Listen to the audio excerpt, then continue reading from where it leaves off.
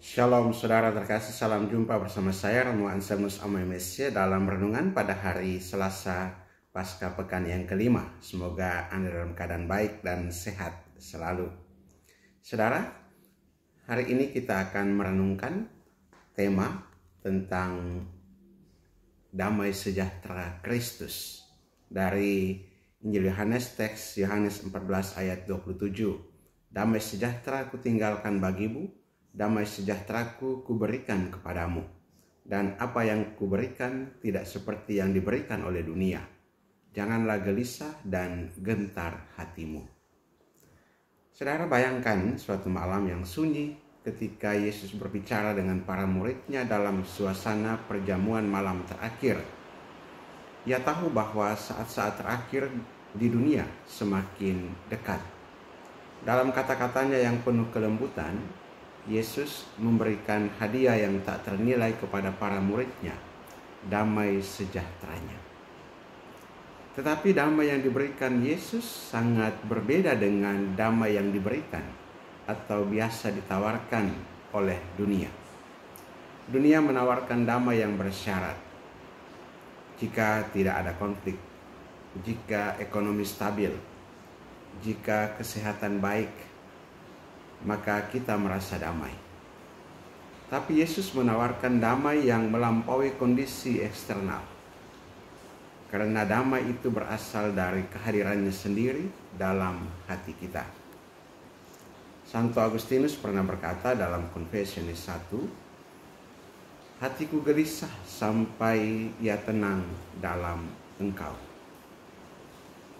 Damai sejati bukanlah ketiadaan masalah, tetapi kehadiran Allah di tengah segala situasi. Paus Benediktus ke-16 menegaskan, damai bukanlah hasil perjanjian politik atau konsensus sosial belaka, tetapi anugerah dari Allah yang harus diterima, dipelihara, dan diwujudkan dengan doa serta hidup yang dijiwai oleh Injil. Bagaimana kita bisa mengalami damai seperti itu? Pertama, dengan membuka hati kepada sabdanya. Saat hati kita dipenuhi firman Tuhan, kita tidak mudah dikacaukan oleh situasi yang berubah-ubah.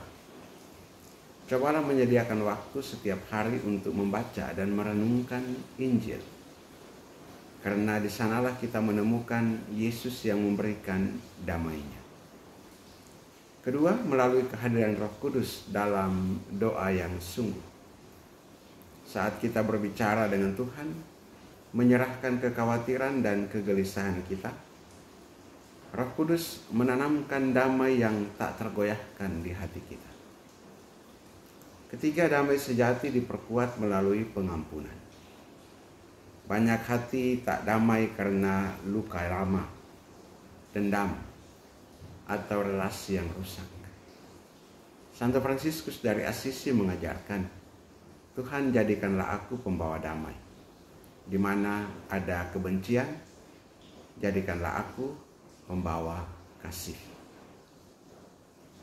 Paus Leo ke-13 dalam ensiklik Pacem Dei Munus Pulcherrimum tahun 1889 menyatakan, Kristus adalah Raja Damai, dan siapa yang mengikutinya dengan setia akan mewarisi damai yang kekal dan tak terganggu oleh dunia. Damai yang sejati adalah buah dari kesetiaan pada Kristus dalam hidup sehari-hari. Saudara-saudari terkasih, hari ini Kristus mengundang kita untuk menerima damai-Nya. Mari kita jadikan hati kita tempat kediaman-Nya. Jangan biarkan kekhawatiran atau ketakutan menguasai kita. Kita adalah anak-anak damai, utusan kasih dan pembawa pengharapan bagi dunia yang haus akan kebahagiaan dan ketenangan sejati. Mulailah hari ini dengan doa sederhana. Tuhan Yesus, damai-Mu bukan seperti yang diberikan dunia. Masuklah ke dalam hatiku, tinggal dan tenangkanlah jiwaku.